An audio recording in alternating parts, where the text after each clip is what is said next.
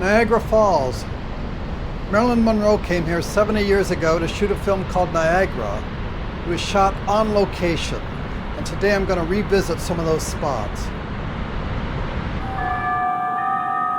Here's the most celebrated scene. Marilyn at Table Rock, overlooking Horseshoe Falls. She hears the bells in the tower, a secret signal from her boyfriend. Let's pause here. To the right, she sees the Rainbow Bridge to the United States. In the middle, the Carillon Bell Tower. And to the left, the hotel where the cast and crew stayed, now called the Crowne Plaza Hotel. You've been very kind, but thanks. I'd rather walk. Now she takes her famous wiggle walk. Remember, this is 1953. The camera films her from behind and prolongs the shot in a way never done before, until finally dissolving into the next scene.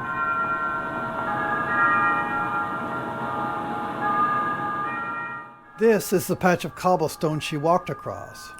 With a wide-angle lens, it looks different, but in the distance you can see the bridge, the tower, and the hotel.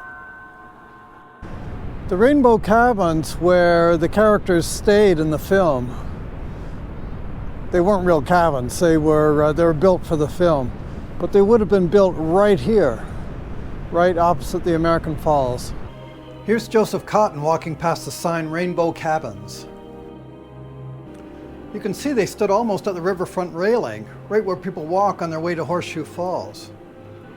About the best view you could ever find. Here's Jane Peters in another scene. In the background is a stone gazebo. That's real. It's gone now, but there were two of them along the waterfront. The second one slightly downriver from this one. And here's the one that's left. You come here and you can almost put yourself in the movie. This is the Crowne Plaza Hotel. In 1952, when Marilyn Monroe stayed here, it was called the General Brock. So that's after the heroic British general of the War of 1812, killed by a bullet through the chest just up the road here in Queenston Heights. Beautiful entrance. Beautiful hotel, and you can see this hotel in the background of many of the shots in the film. This I don't understand. You've got this grand entranceway, the Christmas decorations are up, it's December, but Marilyn Monroe blowing bubble gum is some kind of Andy Warhol throwback, and opposite her is a portrait of the Queen blowing bubble gum. Who finds this witty or amusing? I don't get it. Just off the reception area, there's a corridor with some beautiful photographs of Marilyn Monroe staying at the hotel here in the summer of 1952. It's very nicely done, very tasteful. The photographer is not credited, but it would have been a photographer associated with the film.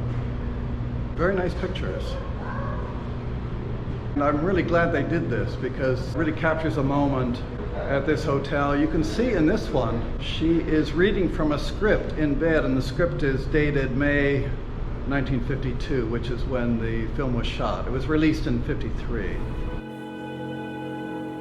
From the top floor, the cameraman shoots a nice panorama, sweeping from the Horseshoe Falls all down the avenue to the bell tower. This is my own view from room 908. The film does a great job putting these landmarks into the script. This is a beautiful old building. In the movie, it played the morgue. After the disappearance of one of the characters, Marilyn Monroe had to come down here with the police officer to identify the body. Why didn't those friends of yours bring you? The Cutlers? I'm all right. Where is he? Now listen, this isn't going to be pleasant. I don't expect it to be. Please wait. This is in the old town of Niagara Falls, a fair ways from the falls. I mean, all the development since then has been built around the falls. But this is the old town, and it still exists, and it's right next to the bus station and train station. So if you're coming in by train or bus to Niagara Falls, go to Park and Zimmerman, you'll see this old landmark. This is where the old police station used to be. It is long gone. They built municipal buildings in its place.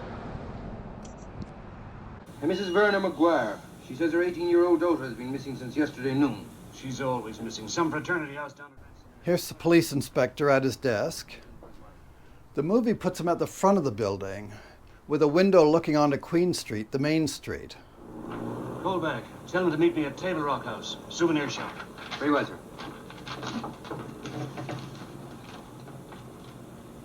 This is the view out that window of the police station that the movie captured.